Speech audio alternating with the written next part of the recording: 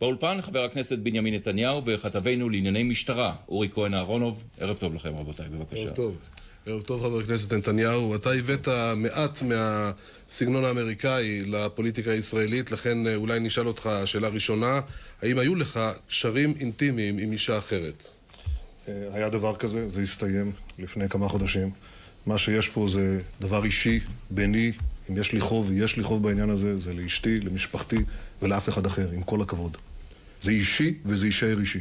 מה נאמר בשיחת הטלפון, בשיחת האיום הזאת? האם זה היה אולטימטום שמקציב זמן? האם היה דבר אחר? וכיצד הגיבה אשתך לשם הדברים? בשעה 6 אתמול בערב התקשר אלמוני. בשעה שהייתי מחוץ לבית באספת בחירות. איים על אשתי שהרימה את הטלפון.